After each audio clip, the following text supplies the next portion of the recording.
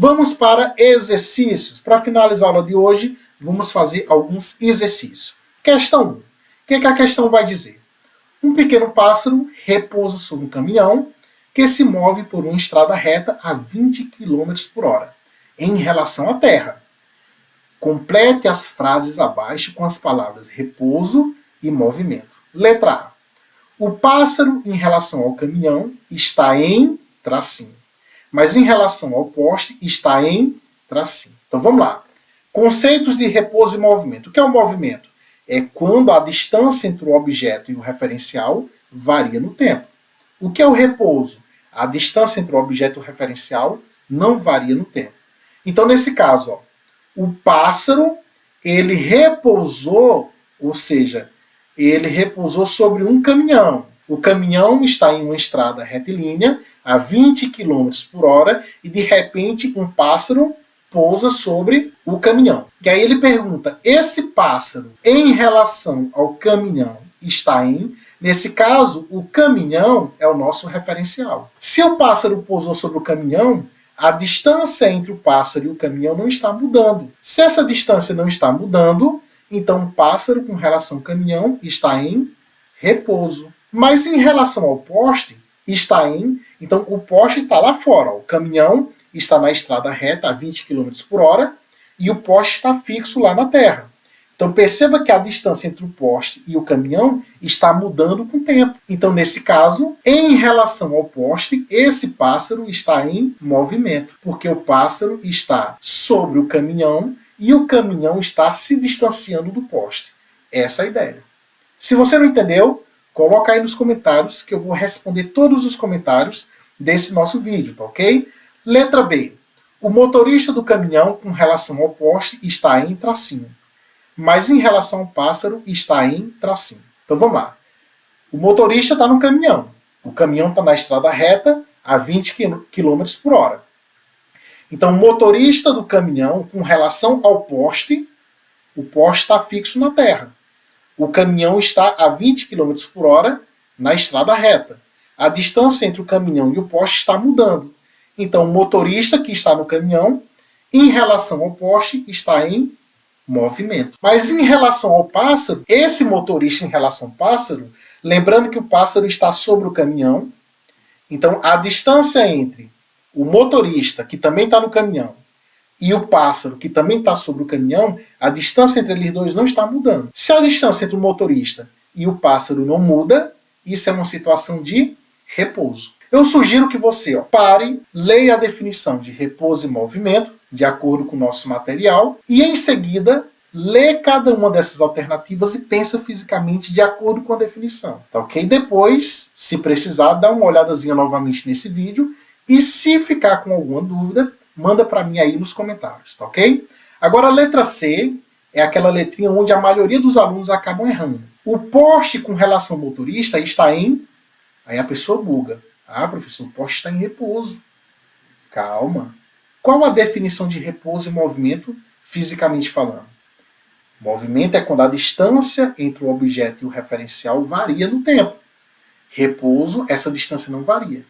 Nesse caso, o poste está no cantinho, fixo na terra, e simplesmente o motorista está no caminhão. E este caminhão está se movendo numa estrada reta a 20 km por hora. Então perceba que a distância entre o poste e o caminhão está variando. O poste com relação ao motorista está em movimento. Por incrível que pareça, o poste está em movimento.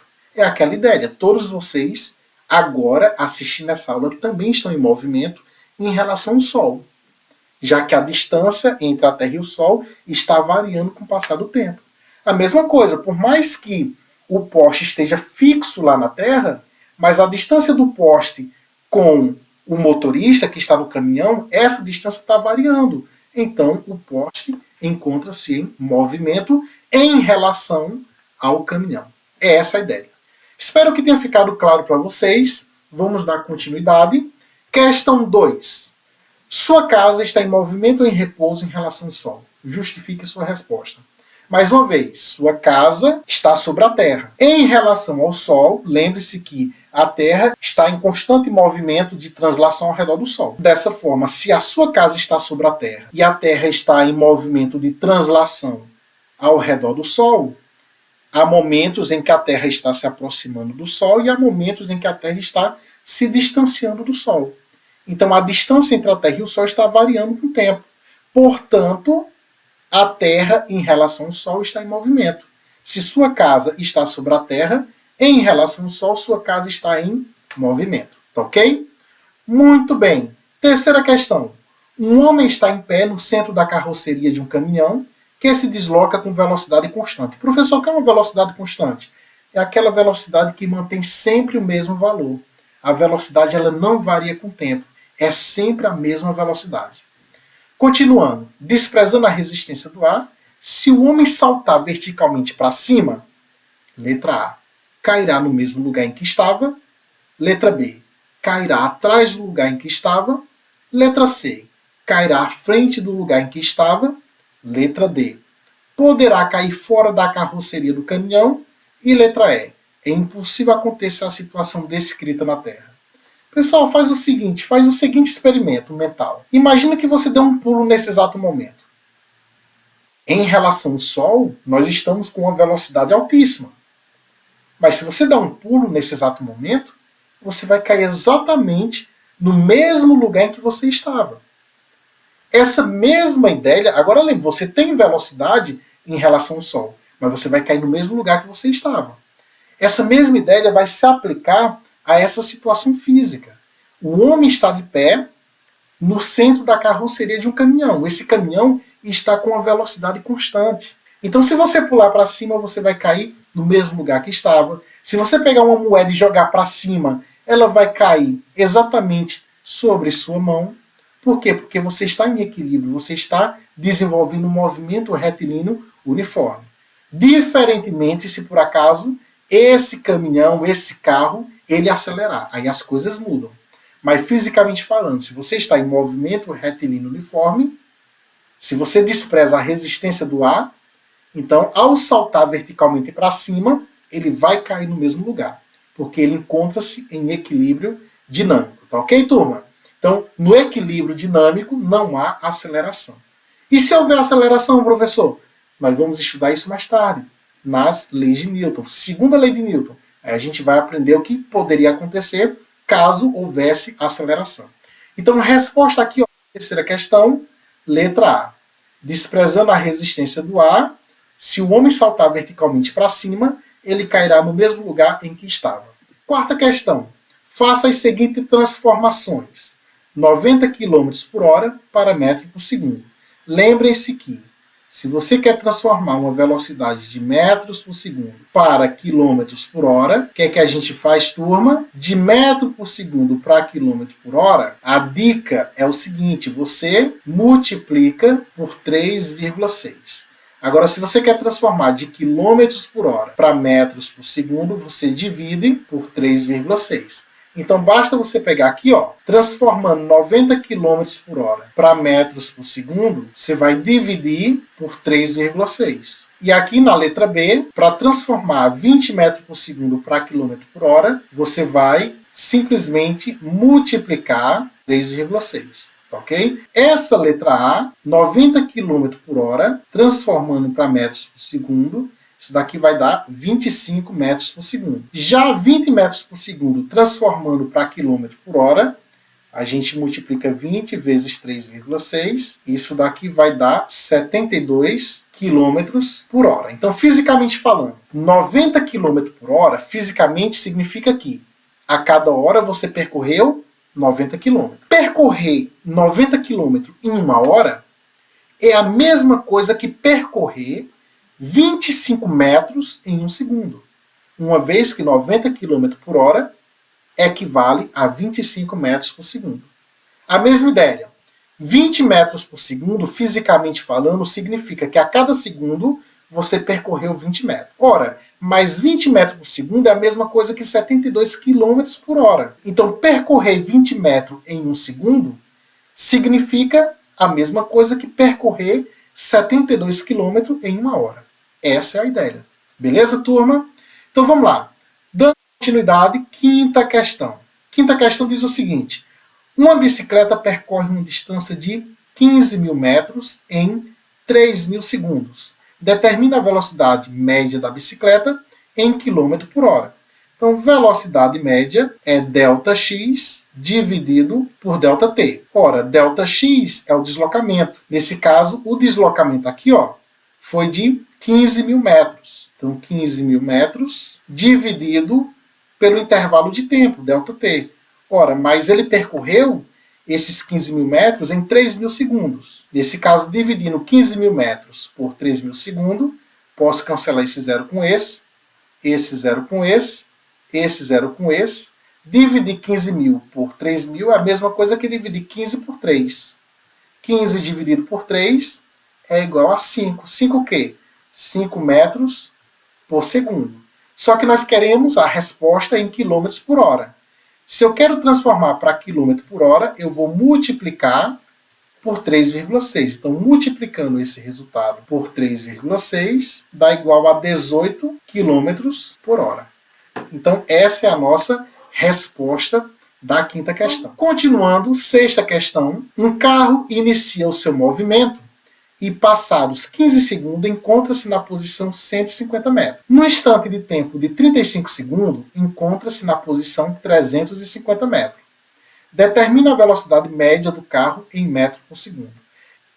Ele diz que um carro inicia seu movimento e, passado 15 segundos, ele está na posição de 150 metros. Então, vamos lá. O tempo inicial aqui é de 15 segundos. Para esse tempo de 15 segundos, ele encontra-se na posição inicial igual a 150 metros. Em um tempo posterior, que vai ser o nosso tempo final, 35 segundos, a nova posição desse carro, que é a posição final, é 350 metros. E aí nós vamos calcular a velocidade média. Ora, pela fórmula, a velocidade média é ΔX dividido por ΔT. Mas quem é ΔX? A posição final menos a posição inicial, dividido pelo tempo final menos o tempo inicial. Quanto é que vale a posição final? A posição final é 350 metros, menos a posição inicial, que é 150 metros. Dividido pelo tempo final, quanto é que vale o tempo final? 35 segundos, menos o tempo inicial, que é 15 segundos. E vamos fazer a subtração. 350 menos 150, 200. E agora nós vamos subtrair 35 menos 15. 35 menos 15 é igual a 20. E 200 dividido por 20, eu cancelo esse zero com esse. Dividir 200 por 20 é a mesma coisa que dividir 20 por 2. 20 dividido por 2 é igual a 10. 10 metros por segundo. Então, a velocidade média aqui é 10 metros por segundo. E assim a gente finaliza esta nossa questão 6.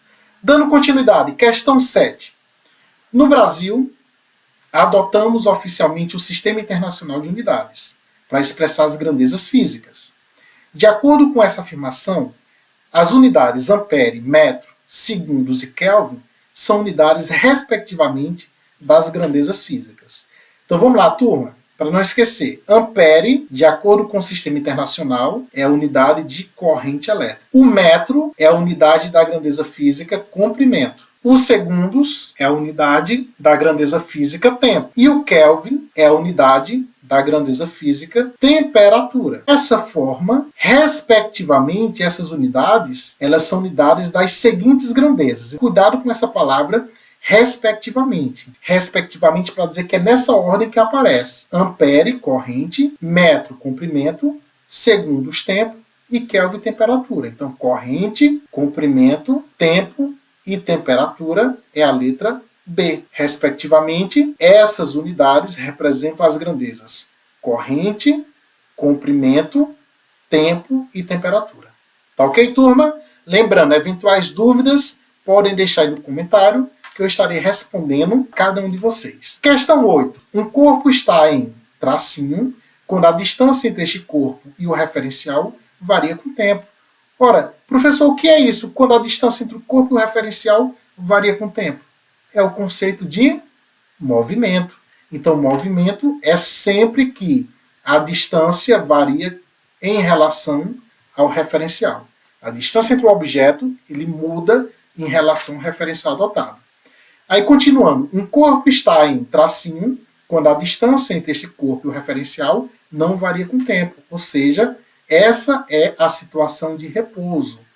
O repouso é a situação em que a distância entre o objeto e o referencial não varia com o tempo. Continuando, um corpo é considerado tracinho em física quando suas dimensões são desprezíveis. Ou seja, quando as dimensões são desprezíveis, a gente chama isso de ponto material, que é a mesma coisa que partícula, turma. Então, partícula ou ponto material é quando as dimensões, o tamanho do corpo, podem ser desprezados em relação ao referencial adotado. Já um tracinho é aquele que não possui dimensões desprezíveis na situação considerada, ou seja, em relação ao referencial adotado. Então, quem é que não pode ter o tamanho desprezado em relação ao referencial adotado? É o corpo extenso. Então, o corpo extenso, ele não possui, a gente não pode desprezar as dimensões dele em relação ao referencial adotado. Portanto, um corpo pode ser considerado partícula ou corpo extenso, dependendo de quem? Dependendo do referencial ao qual estamos comparando. Então, a opção que melhor representa ou preenche as linhas acima é, respectivamente, movimento, repouso, ponto material, corpo extenso e referencial, que é a nossa letra C. Movimento, repouso, ponto material, corpo extenso e referencial. Tá ok? Então, finalizando aqui nossa aula, questão 9 é uma questão da Universidade Estadual da Paraíba, UEPB, e diz o seguinte: um professor de física, verificando em sala de aula que todos os seus alunos encontram-se sentados, passou a fazer algumas afirmações para que eles refletissem e recordassem alguns conceitos sobre movimento. Das afirmações seguintes, formuladas pelo professor, a única correta é, letra A, mesmo para mim, professor, que não paro de andar, seria possível achar um referencial em relação ao qual eu estivesse em repouso. É possível? Olha só, ele está andando na sala de aula. É possível encontrar um referencial no qual o professor ele esteja em repouso? Por exemplo, se ele estiver utilizando um boné, um chapéu, se ele estiver utilizando um relógio, em relação a esses objetos que estão presos nele, o professor basicamente encontra-se em repouso. Então, a letra A está correta. É possível, sim, mesmo para o professor que não para de andar, é possível achar um referencial em relação ao qual ele esteja em repouso. É possível fisicamente, sim. Então, a letra A está correta. Mas vamos analisar também as demais alternativas. Letra B. A velocidade dos alunos, que eu consigo observar agora, sentados em seus lugares, é nula para qualquer observador humano. Para um determinado colega que esteja andando do lado de fora da sala, ou para um determinado carro que está passando na rua ao lado, os alunos, por mais que estejam sentados em seus lugares, eles estão em movimento em relação a esses referenciais adotados. Então, em relação a um carro que está no meio da rua andando, os alunos estão em movimento. Tá ok? Letra B, incorreto. Letra C. Pedro, aluno da sala, está em repouso em relação aos demais colegas. Mas todos nós estamos em movimento em relação à Terra. Ora, o Pedro está sentadinho lá na sala. Em relação aos demais colegas que também estão sentadinhos, o Pedro está em repouso, correto? Porque a distância do Pedro para os colegas não muda. Mas, quando ele diz que todos nós estamos em movimento em relação à Terra, isso é falso, por quê? Porque em relação à Terra, todos nós estamos em repouso. Nós estamos em movimento em relação ao Sol, já que a Terra está em movimento de translação ao redor do Sol. Mas em relação à própria Terra, que estamos fixos aqui sobre ela, nós estamos todos em repouso. Tá ok, turma? Já que nós estamos sentadinhos aqui na sala de aula. Beleza? Muito bem, então, letra C também é errada. Letra D, o Sol está em repouso em relação a qualquer referencial. Ora, é possível encontrar um referencial em que o Sol esteja em movimento. Por exemplo, se a gente pegar a Terra, o Sol está em movimento em relação à Terra, já que a distância do Sol em relação à Terra está variando. É possível sim encontrar um referencial em que o Sol encontra-se em movimento. A resposta correta para essa questão é a letra A. E com isso, turma, quero agradecer imensamente a todos vocês que assistiram essa nossa primeira aula do curso. Eventuais dúvidas que vocês tenham, vocês também podem estar entrando em contato comigo através deste e-mail, fran.nice.fisica@gmail.com. Se você ainda não é inscrito no canal, se inscreve no canal, ativa o sininho de notificações para que vocês possam acompanhar na íntegra todas essas nossas aulas desse curso básico de Física. Então agradeço imensamente a atenção de todos vocês, um forte abraço e até a nossa próxima aula. Até mais, turma! Fui!